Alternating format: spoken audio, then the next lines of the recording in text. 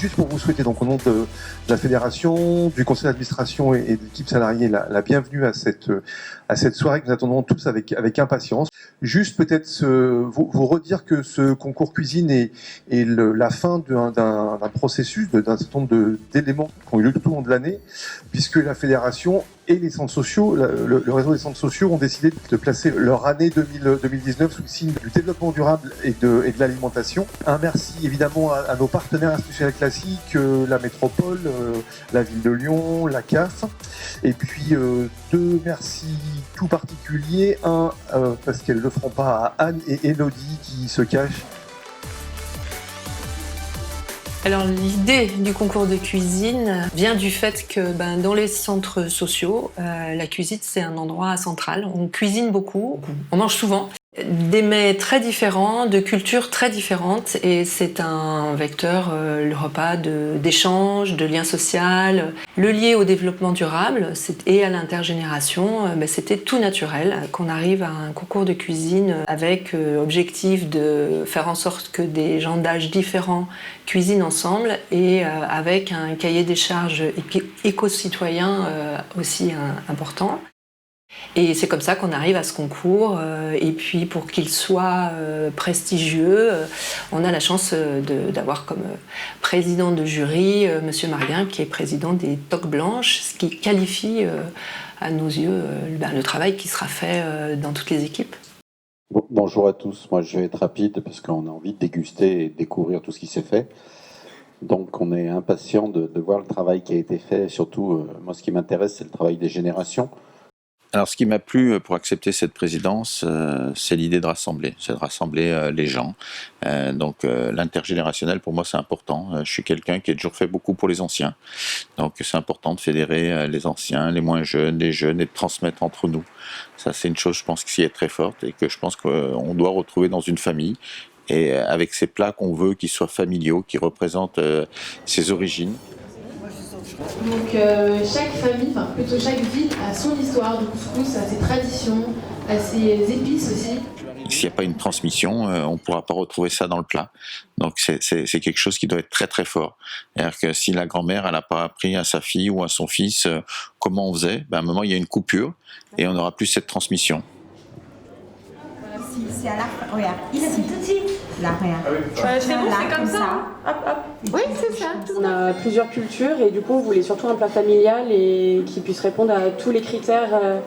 C'est nous qui l'avons inventé. Il y a ma compagne aussi. Ah ben formidable. On est juste parti en fait sur la base d'un tagine et après on a respecté. C'est ça. Le groupe multiculturel, composé de personnes de 2 à 78 ans, ne se connaissait pas avant.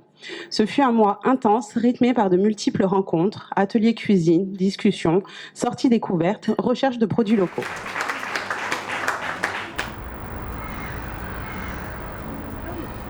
On a dit un plat familial, donc. Un plat familial. Oui, voilà. On met le plat. Ce qu'il faudrait qu'on voit cet après-midi, Bamba, tu rajoutes si tu veux. Il y a le retour des goûteurs, parce que la dernière fois, il y a au moins 10 personnes qui ont goûté nos plats. Oui. Ça n'a pas été compliqué de réunir des personnes très très motivées pour s'engager dans ce concours éco-citoyen. Des personnes qui sont jardiniers dans le cadre du jardin partagé, des jeunes. Par contre, ce qui est une première, c'est le travail, un projet commun avec le secteur adulte et secteur jeune. Ça, c'est vraiment quelque chose de nouveau. On a des gros cailloux. Le caillou, on marque haricot et on met le caillou au milieu. Effectivement, aujourd'hui, ce concours Génération Cuisine est un petit peu une nouveauté et met bien en évidence tout le travail fait par les centres sociaux sur le pouvoir d'agir des habitants. Accompagner les collectifs d'habitants. Ce concours, organisé par le réseau des centres sociaux de la métropole de Lyon et du Rhône, est le reflet des valeurs de mixité et de solidarité que prônent les centres sociaux et à laquelle, effectivement, la métropole de Lyon adhère complètement. Tout les produits qu'on va utiliser lors de ce plat-là, ça va être des produits locaux, bio, qui ne sont pas trop loin de notre territoire, et c'est des produits saison. Et du coup, on a à côté juste à 200 mètres du centre social de Chambert, le jardin partagé, aussi des produits qu'on va aller récupérer là-bas et l'utiliser sur le plat. Du coup, c'est une démarche éco-citoyenne qui préserve aussi l'environnement et le développement durable aussi. Pour notre recette, on va utiliser des légumes qui viennent de ce jardin, simplement. Au-delà de la portée interculturelle et intergénérationnelle du concours, ce qui était intéressant pour la métropole de Lyon, c'était de pouvoir aussi travailler sur les questions de développement durable dans la confection d'un menu. Le développement durable que la métropole essaye de porter auprès de ses partenaires pour qu'il y ait de plus en plus d'actions dans ce thème. Vas-y, rentre. Et juste parce que ce que je voudrais qu'on fasse ce matin, c'est qu'on écrive les 2 recettes et on voit aussi les prix de tout ce qu'on a payé pour qu'on ait vraiment un budget, parce qu'après, pour le concours, il va falloir expliquer aussi les produits, d'où ils viennent, l'empreinte carbone et qu'est-ce qu'il y avait comme autre critère. C'est tout. Bio. Et le fait que ce soit bio, d'accord ? On va faire ça ce matin. Alors ce matin, donc il y a 2 recettes qui partent en route, qu'on met en route. C'est les 2 dernières recettes sur lesquelles on va s'arrêter. Et puis on va faire le choix de l'une ou de l'autre. On va faire lasagne et un relais légumes. Bio. Donc aujourd'hui on est là pour tester, on va dire 2 recettes et se fixer sur l'une d'elles. Et on a trouvé beaucoup de difficultés, mais on est quand même au taquet. C'est surtout au niveau des légumes, parce que nous avons choisi un plat salé. Là, c'est du agar-agar, le blanc. C'est le truc pour gélifier là. Oui, la gélatine. On a essayé la dernière fois. Il était pas bon. Au niveau goût, c'était pas génial. Même le goût, moi, j'ai pas trop aimé. Donc du coup, tu as proposé, ou je sais plus qui c'est qui a proposé, avec les petits Suisses et épinards. Et épinards, de faire une petite mousse verte style gazon et recouvrir la bûche avec cette petite mousse. Et après, on essaye de faire une petite décoration de ce style-là. Ouais, j'aime bien. Elle est jolie, hein. On essaye. On a dit qu'on essayait. Les objectifs de ce concours de cuisine, il y en a plusieurs. Il y a d'abord le fait que l'équipe doit être composée d'âges différents, plusieurs générations dans une équipe, comme dans une famille en fait. Il y a aussi le fait qu'ils ont un cahier des charges précis sur la provenance des aliments. Ça doit être des aliments de saison, circuit court. Nous avons porté une attention toute particulière à utiliser des produits de saison et locaux, comme par exemple les blettes du jardin partagé et les butternuts du jardin de mon grand-père. Notre plat se nomme Délices d'automne aux 3 couleurs. Chaque équipe a composé un plat familial. Okay. Ils doivent s'entendre sur ce qu'ils doivent faire ensemble, donc ça veut dire il va y avoir débat, voilà.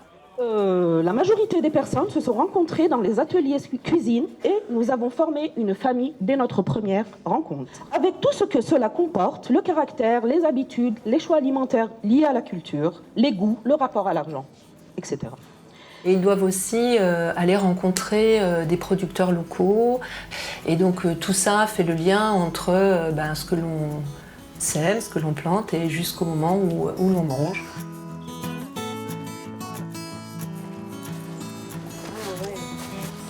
Ça c'est quoi? Les poivrons. On a été ce matin au potager de Garon pour voir les légumes bio de saison. Donc nous, ce qu'on vend, c'est justement des légumes de saison. C'est du local, c'est de saison. Il faut s'habituer à manger ce que la terre nous donne à l'instant T. Ouais. Donc c'est vrai que ça permet aussi de repérer la saisonnalité. Aujourd'hui, quand on va dans une grande surface, on a des tomates toute l'année. Oui, c'est vrai. Donc, pour les enfants, on a des courgettes toute l'année. Et la courgette, j'ai dit, je pense que c'est plus un légume d'été. C'est plus un légume d'été. En fait, on va commencer plus vers la fin du printemps. Quand je lui ai posé la question ce matin, elle m'a dit non, la courgette, début septembre, elle finit la saison de la courgette. Et finalement, nous, on l'avait mis dans notre plat. On a découvert beaucoup de choses, le fait comment tourner la terre, comment on récolte, les maraîchers, voilà, il y a du travail. Je vais penser au travail qu'il y a derrière ce légume. Et ça, franchement, j'en parlerai même à mes enfants, qui sachent d'où vient le légume et que c'est pas un légume qui pousse comme ça par le Saint-Esprit.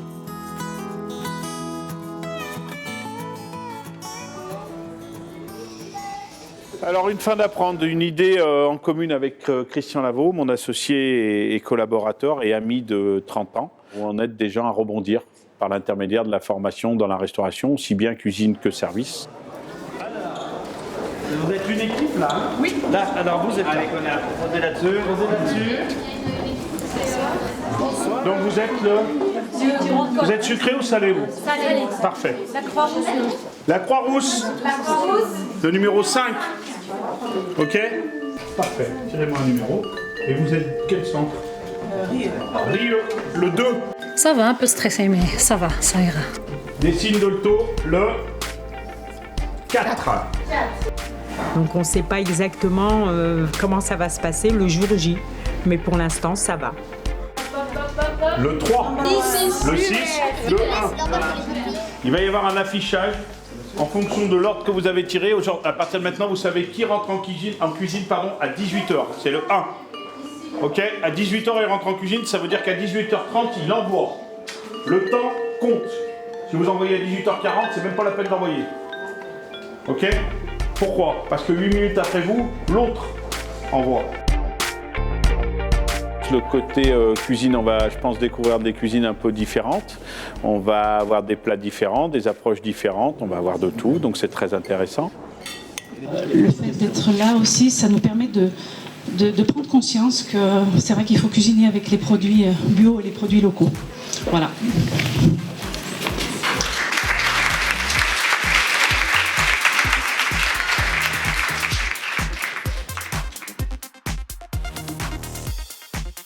Concours amateur, parce que pour nous, les chefs, c'est important aussi d'aller découvrir ce que font les amateurs. Des fois, on a des surprises, on va découvrir certainement des saveurs. On représente le centre social des Buères et qui nous propose un plat qui s'appelle bûche cœur de chèvre et c'est légumes de saison. Des mélanges, des épices, des goûts auxquels nous, on n'aurait peut-être pas pensé et qui peuvent aussi nous donner à nous des idées, les chefs.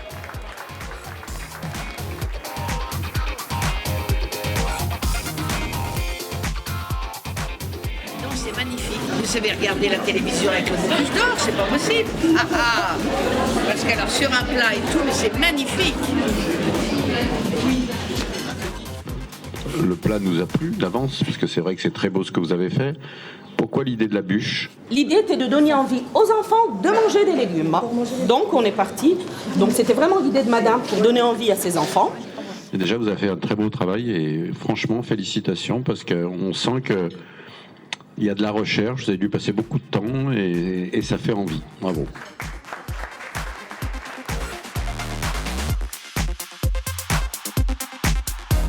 Alors pour moi, je trouve que c'était très à l'image de ce que je connais des centres sociaux, à la fois effectivement très festif, très convivial. Et ce qui a pu me surprendre, c'est la rigueur que chacun a mis, à la fois le jury et aussi les participants, à l'organisation et à la mise en œuvre de ce concours. Je veux juste vous dire une chose, je suis très fier d'être là ce soir, parce que moi personnellement, j'ai vécu quelque chose de très fort à travers ces liens qui vous lient, à travers ces rencontres quand vous nous expliquez que vous ne connaissez pas avant et que vous arrivez à faire quelque chose tous ensemble, à vous fédérer, à vous écouter. C'est jamais facile qu'on soit 3, 4, 5, 6 ou plus, d'être d'accord. Et là, bravo pour ce que vous avez fait, parce que vous avez fait un super travail. Donc il y avait un prix de l'éco-citoyenneté qui était important, puisque vous avez travaillé dessus. Ce prix est pour Paris. Alors le prix du goût va à Dolto.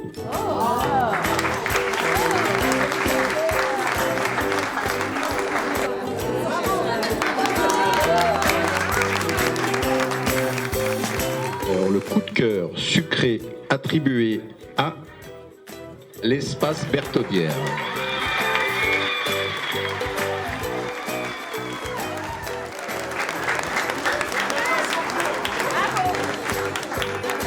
Celui-là, il nous a plu pour beaucoup de choses. Pour la démarche que vous avez eue à travailler ensemble, pour la façon que vous avez eue de réfléchir à votre recette. Donc je dirais que le grand vainqueur, c'est le CS Buers. Comme elles ont dit, il y en a une de vous qui a dit « On a fait ça, c'est pour que les enfants aiment les légumes ». Et c'était vraiment une très très bonne idée. Et vraiment, merci à vous toutes, mesdemoiselles. Merci à tout le monde.